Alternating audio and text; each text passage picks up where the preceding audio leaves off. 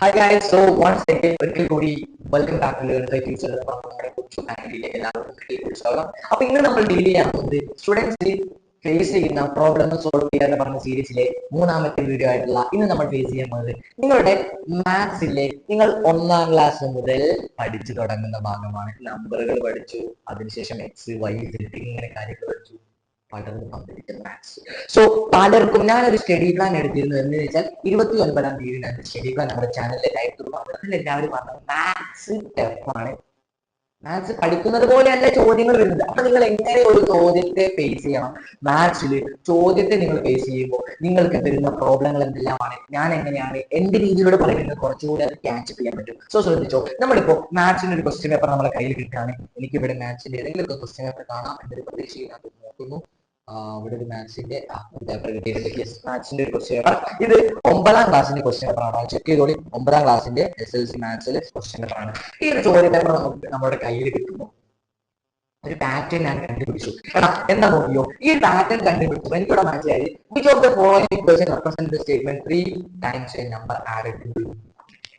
അതായത് ഫസ്റ്റ് പറയുന്ന കാര്യങ്ങൾ സെക്ഷൻ എ പാറ്റേൺ മാറിയനുസരിച്ച് സെക്ഷൻ എയിൽ കാണുന്ന ചോദ്യങ്ങൾ നമുക്ക് വളരെ സിമ്പിൾ ആയിട്ട് ക്യാച്ച് ചെയ്യാൻ പറ്റും, സിമ്പിൾ ആയിട്ട് മാർക്ക് സ്കോർ ചെയ്യാൻ പറ്റും. പക്ഷേ ഒന്ന് ഉള്ളോട്ടേക്ക് മറിച്ച് പോകുമ്പോൾ ഒരു സെക്ഷൻ ബി സെക്ഷൻ സി ഒക്കെ എത്തുമ്പോൾ നമുക്ക് ചെയ്യാൻ ബുദ്ധിമുട്ടായി വരും.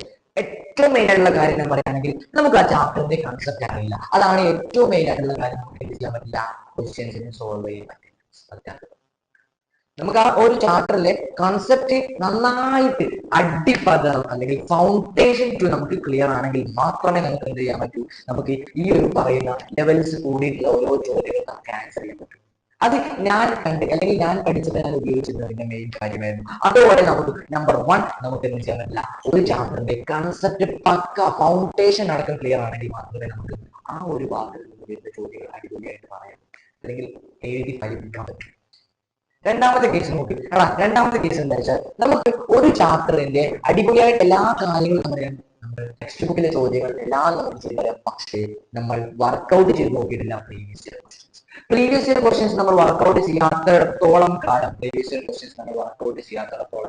നമുക്ക് അവിടെ മാർക്ക് സ്കോർ ചെയ്യാൻ പറ്റില്ല.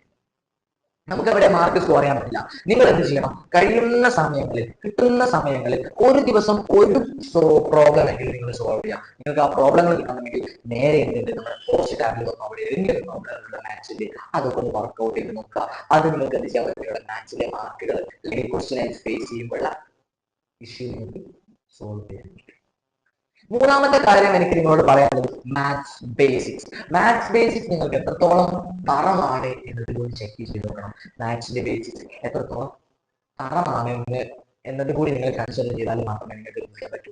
ഈ ഒരു ചോദ്യങ്ങൾ വളരെ സിമ്പിൾ ആയിട്ട് നിങ്ങൾക്ക് ആൻസർ ചെയ്യാൻ പറ്റും. ഇത്രയും കാര്യങ്ങളാണ് മാത്സിലെ ക്വസ്റ്റ്യൻ ആയിട്ട് നമ്മൾ ഫേസ് ചെയ്യുമ്പോൾ നമുക്ക് സോൾവ് ചെയ്യുന്ന ക്വസ്റ്റ്യൻ ആയിട്ട് ഫേസ് ചെയ്യുമ്പോൾ നമുക്ക് ബുദ്ധിമുട്ടുകൾ. ഈ ഒരു 3 കാര്യങ്ങൾ നിങ്ങൾ ഇനി മുതൽ പഠിക്കുമ്പോൾ ക്ലിയർ ആയിട്ട് പെർഫെക്റ്റ് ആയിട്ട് നിങ്ങൾ കൊണ്ടുപോവുകയാണെങ്കിൽ നിങ്ങൾ നോക്കിക്കോ, നിങ്ങൾക്ക് മാത്സിൽ നല്ല രീതിയിൽ ഇപ്പോൾ ഇരിക്കുന്ന മാർക്കിനെക്കാട്ടും 100% അല്ലെങ്കിൽ ഒരു 30 മാർക്ക് അധികം നിങ്ങൾക്ക് എന്ത് ചെയ്യുന്നു. ഒരു 10 ആണെങ്കിൽ അടുത്തത് 50 മാർക്ക് അല്ലെങ്കിൽ 40 മാർക്കുകളിലേക്ക് എത്തും. ഉറപ്പാണ്. ഞാൻ പറയുന്നത് പോലെ ഡെയിലി ഒരു പ്രീവിയസ് ക്വസ്റ്റ്യൻസ് എങ്കിലും അല്ലെങ്കിൽ ഒരു പ്രീവിയസ് ക്വസ്റ്റ്യൻ എങ്കിലും അല്ലെങ്കിൽ ഒരു ടെക്സ്റ്റ് ചോദ്യമെങ്കിലും അല്ലെങ്കിൽ മറ്റെന്തെങ്കിലും ഒരു ചോദ്യം നിങ്ങൾ ചെയ്തു നോക്കുകയാണെങ്കിൽ നല്ല രീതിയിലുള്ള മാർക്ക് നിങ്ങൾക്ക് ചെയ്യാൻ പറ്റും.